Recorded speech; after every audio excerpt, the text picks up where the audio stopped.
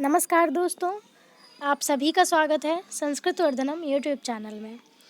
दोस्तों, आज के इस वीडियो में हम लोग LNMU BA part 3 Sanskrit honours paper 5 ऋक् शुक्त निकर का एक प्रश्न करेंगे और ये जो होगा ये आलोचनात्मक प्रश्न से संबंधित है। तो जैसा कि पिछले वीडियो में हमने देखा था कि इससे लगभग 5 क्वेश्चन जो हैं वो बन सकते हैं जो आपके एग्ज़ाम में आ सकते हैं, ठीक है। तो उन 4-5 क्वेश्चन को हमें करना है और फिर उसी में से एक क्वेश्चन आपके एग्ज़ाम में आना है, ठीक है। और BA पार्ट 3 के लिए सिलेबस और प्रीवियस ईयर पेपर इन सारे वीडियोज़ को अपलोड कर दिया गया है, तो आप उसको मिस ना करें, उसको अच्छे से देख लें, समझ लें कि कहाँ से किस टॉपिक से क्या सिलेबस है और किस तरह से अंक विभाजन किया गया है। इन सब चीज़ों को अपने माइंड में रख लें, ठीक है। तो एग्ज़ाम में इससे बहुत ज़्यादा हेल्प मिलेगा। उसके बाद हमने अभी प्रीवियस ईयर पेपर को टेलीग्राम चैनल पर अपलोड कर दिया है, तो आप उसको वहाँ से डाउनलोड कर सकते हैं और अच्छे से उसको प्रीवियस ईयर पेपर्स को देख सकते हैं, ठीक है। तो फिर हम लोगों ने अभी पेपर 5 का स्टार्ट किया है, जिसमें हमने अग्नि शुक्त से संबंधित 2 मंत्र को पढ़ा है, तो उसको भी आप अच्छे से देख लीजिए, अपने कॉपी पर एक अच्छा सा नोट्स बना लीजिए। फिर हम लोग आगे के मंत्रों को पढ़ेंगे और उसी के क्रम में आज हम लोग ये एक प्रश्न करने वाले हैं जो आपके एग्ज़ाम में 15 मार्क्स का आने वाला है, ठीक है।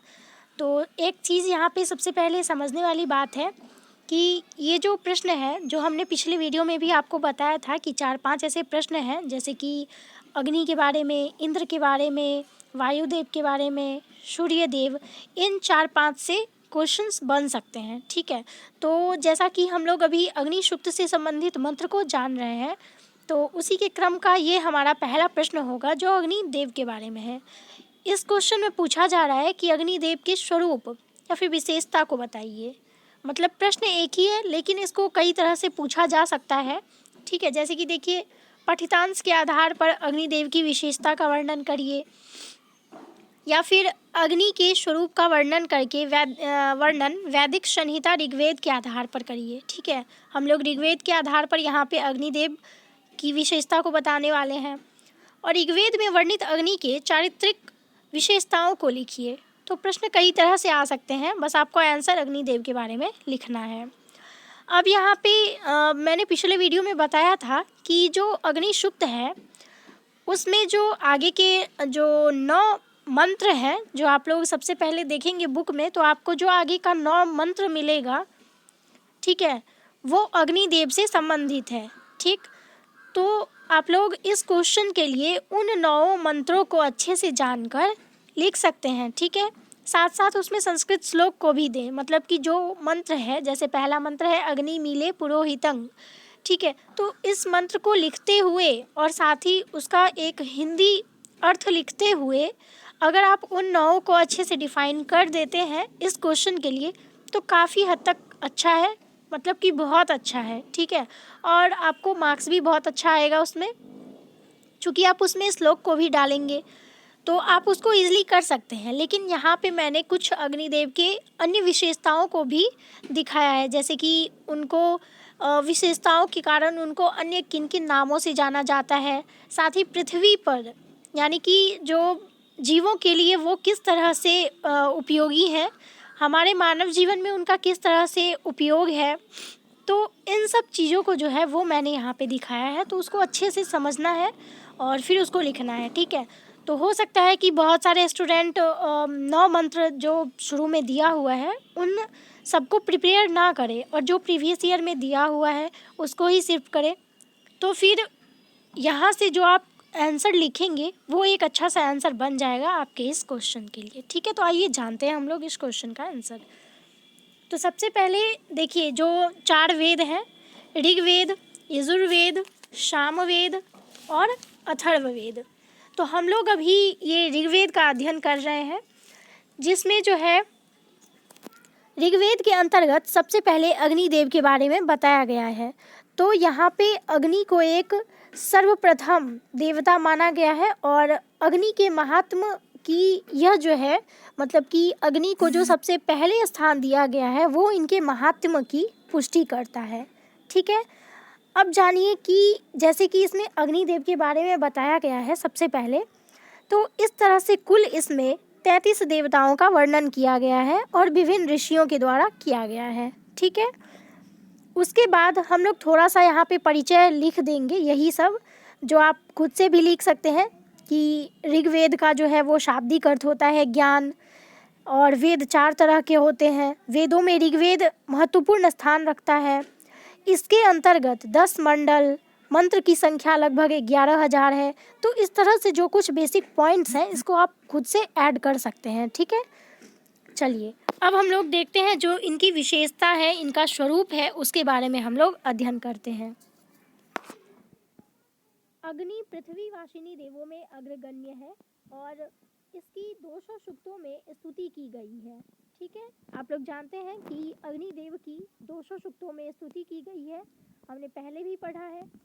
प्राचीन भारत में यज्ञ मनुष्य जीवन का प्रधान अंग था। यज्ञ करना सर्वश्रेष्ठ कर्म था और यह यज्ञ क्रिया अग्नि के बिना संभव नहीं थी। अब हम लोगों ने यहाँ पे थोड़ा सा अग्नि के बारे में, जो प्राचीन समय में अग्नि का क्या महत्व है और अभी के समय में अग्निदेव जो है वो भी अभी के समय में भी देवताओं में वो अग्रगण्य माने जाते हैं। ठीक है, क्योंकि हम जितने भी कार्य करते हैं वो बिना अग्नि के संभव नहीं है। ठीक है, बिना अग्नि के मानव जीवन संभव नहीं है। इसीलिए जो है अभी के समय में और प्राचीन समय में, दोनों समय में अग्नि की जो भूमिका रही है वो बहुत ही अग्रणी है। ठीक है, इसके बाद सबसे पहले अब हम क्या करेंगे, इसको थोड़ा सा पॉइंट देके अब हम जो सबसे पहला मंत्र है अग्नि का वो देना बहुत ज़्यादा महत्वपूर्ण है। ठीक है, तो अब हम लोग इस मंत्र को देंगे। अग्नि मीले पुरोहितं यज्ञस्य देवम ऋत्विजम होतारंग रत्न धातमम। ठीक है, अब इसका आप लोग अर्थ लिखें या ना लिखें, बस इस श्लोक को, मतलब कि ये मंत्र को लिखना ज़्यादा ज़रूरी है। और इस मंत्र को लिख के इसको हमें पॉइंट आउट कर देना है। ठीक है, अंडरलाइन इसको कर देना है ताकि जो ये श्लोक है वो एक स्पष्ट रूप में दिखे। ठीक, तो इस श्लोक के हिसाब से अग्नि को जो है वो पुरोहित की संज्ञा दी गई है। अग्नि को पुरोहित कहा गया है ऋषि के द्वारा। ठीक है, तो ये मंत्र कहता है, हमने पिछले भी वैसे पढ़ा है, पिछले वीडियोज़ में भी हमने पढ़ा है, ये पहला मंत्र है। तो इस मंत्र में कहा गया है कि ऋषि कहते हैं कि मैं उनका आवाहन करता हूँ, मैं उस अग्निदेव का आवाहन करता हूँ जो धन संपत्ति या वैभव को देने वाले हैं, यज्ञ कर्म को संपादन करने वाले हैं और वो देवताओं के अग्रगण्य पुरोहित और यजमान को इच्छित वस्तुएं प्रदान करने वाले हैं। मैं उनको आवाहन करता हूँ। ठीक है, तो इस मंत्र में इस चीज़ को बताया गया है। अब यज्ञ की अग्नि में डाली जाने वाली हवि विभिन्न देवताओं तक पहुंचती है, इसीलिए अग्नि को हम देवताओं का मुख भी कहते हैं। अग्नि द्वारा रक्षित यज्ञ ही देवताओं तक पहुंचता है। अब देखिए, सबसे पहले भी मैंने ये कहा था कि अब इस विशेषता में अग्नि को और कौन कौन से नाम दिए गए हैं, इस चीज़ को लिखना ज़्यादा महत्वपूर्ण है। ठीक है, तो यहाँ पे आपने देखा कि अग्नि को देवताओं का मुख कहा जाता है। अब ये एक मंत्र है जो कि अग्नि सूक्त से संबंधित है। अग्ने यंग यज्ञ मध्वरंग विश्वतः परिभूरषि स इद देवेषु गच्छति।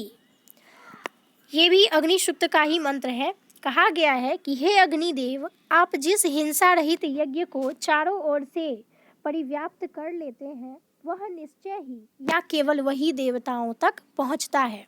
कहने का तात्पर्य ये कि एक यज्ञ के कारण ही जो है वो जब पुरोहित यज्ञ करते हैं तो उस मतलब कि हवि देने के कारण ही वह जो है हर एक देवताओं तक पहुंचता है, और वो किसके कारण, जो अग्निदेव हैं उनके कारण। ठीक है, तो ये जो निश्चय रूप से केवल वही देवताओं तक वो पहुंच जाता है। जिस विधि विधान से यज्ञ किया जाता है तो वो अग्नि के माध्यम से ही अन्य देवता तक पहुंचता है। कवि मतलब कि ऋषि का ऐसा कहना है। ठीक है, तो ये इस मंत्र में इस चीज़ को कहा गया है। तो जो 9 मंत्र है अग्नि सूक्त से संबंधित जितने भी मंत्र हैं आप उसको बिल्कुल यहाँ पे दे सकते हैं। ठीक है, मैंने जिस मंत्र को यहाँ पे नहीं भी लिखा है और अगर आपने पढ़ा है तो उस मंत्र को आप आराम से एग्ज़ाम में लिख सकते हैं। ठीक है, आपका मार्क्स जो है वो और ज़्यादा बढ़ेगा इस मंत्र को देने से, मतलब कि और जितने भी सारे मंत्र हैं उसको आप जितना डालेंगे आपका मार्क्स उतना अच्छा आएगा। ठीक है, चलिए आगे।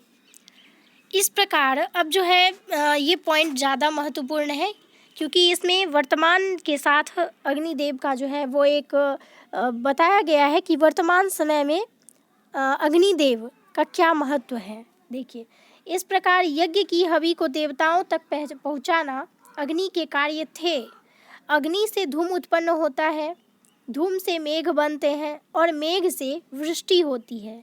इस प्रकार अग्नि इस समस्त जगत का प्राण व जीवन है। ठीक है, इस चीज़ को हमने समझ लिया और ये पॉइंट ज़्यादा महत्वपूर्ण है। तो जो पॉइंट बहुत ज़्यादा महत्वपूर्ण हो उसको आप लोग क्या करेंगे, हाईलाइट कर देंगे, अंडरलाइन कर देंगे। ठीक है, ताकि वो एग्जामिनर को इस चीज़ का पता लगे, उस पर ध्यान जाए और आपका मार्क्स अच्छा आए। तो मेघ से वृष्टि होती है। इस प्रकार अग्नि इस समस्त जगत का प्राण व जीवन है। वेदों ने अग्नि के लिए देवदूत और देवमुख जैसे शब्द का प्रयोग किया है। अब यहाँ पे अग्नि को वेदों में देवदूत और देवमुख के नाम से भी जाना जाता है। उसके बाद अग्निर्हि देवतानां मुखम अथवा अग्नि वह हरिवधाम देवान। अग्निदेव के साथ मानव का घनिष्ठ संबंध है। भोजन पकाने के लिए, अंधकार नष्ट करने के लिए, शीत निवारण के लिए तथा सभी गृह कार्य अग्नि के द्वारा ही संपन्न किए जाते हैं। जो अग्नि की नित्य प्रति स्तुति करता है तथा अग्नि को हवि प्रदान करता है, उन्हें अग्निदेव धन प्रदान करते हैं तथा उनके शत्रुओं का नाश करते हैं। अब इस मंत्र में कहा गया है कि अग्निना रयिमश्नुवत् पोषमेव दिवे दिवे यशानं वीरवत्तमम्। यहाँ पे जो है, यहाँ पे यह है वीरवत्तमम्। ठीक है, तो इसमें कहा गया है कि जो अग्नि की नित्य प्रति स्तुति करते हैं, अग्नि को हवि प्रदान करते हैं, तो उन्हें अग्निदेव धन संपदा और बहुत सारी समृद्धियाँ देते हैं और उनके शत्रुओं का नाश करते हैं। ठीक है, तो इस प्रकार से ये जो मंत्र है ये भी मंत्र अग्नि सूक्त से लिया गया है। तो अग्नि सूत्र से संबंधित सूक्त से संबंधित जितने भी मंत्र हैं आप इसको इसमें इस प्रश्न में डाल सकते हैं। ठीक है, तो इसको आप लोग अच्छे से ध्यान रखिएगा। इसमें जितने भी मंत्र हैं उसमें से कुछ कुछ सेलेक्ट करके, जैसे कि मैंने जितना बताया है, इसको अच्छे से सिलेक्ट करके एक कॉपी पर अच्छे से नोट्स बना के आप इसको ध्यान में रखेंगे ताकि आप इसको एग्ज़ाम में लिख सकें। अब यास्क के अनुसार अग्नि का नाम अग्नि इसलिए है क्योंकि वह प्रधान होते हैं। अग्नि सभी देवों में सर्वप्रथम उत्पन्न हुआ, अतः वह अग्नि है। ठीक है, चूँकि अग्नि जो है वो सबसे प्रधान, अग्नि का नाम अग्नि इसलिए है क्योंकि वो सबसे प्रधान है। ठीक है, सभी देवताओं में प्रधान है वो। ऋग्वेद में अग्नि को अनेक नामों से स्तुति की गई है। अब ये भी पॉइंट बहुत ज़्यादा महत्वपूर्ण है, जैसे प्रचेता यानी कि प्रकृष्ट ज्ञान संपन्न, कविक्रतु अर्थात सर्वक्रांत प्रज्ञा वाला, उसके बाद चित्रश्रवस्तम अद्भुत कीर्ति संपन्न, या फिर वैश्वानर सबका हितकर्ता। उसके बाद है नाराशंस अर्थात यज्ञ में कल्याण करने वाला, यज्ञ केतु यज्ञ का सूचक, अंगीर अर्थात अंगारों से युक्त। तो इतने नाम जो है वो अग्निदेव के लिए प्रयोग किए जाते हैं। घी से अग्नि का घनिष्ठ संबंध होने के कारण अग्नि को घृतमुख, घृतपृष्ठ, घृतकेश व घृतलोम कहा जाता है। कहीं कहीं अग्नि के लिए असुर उपाधि का भी प्रयोग किया गया है, जिसका अर्थ है अशु या प्राण शक्ति देने वाला।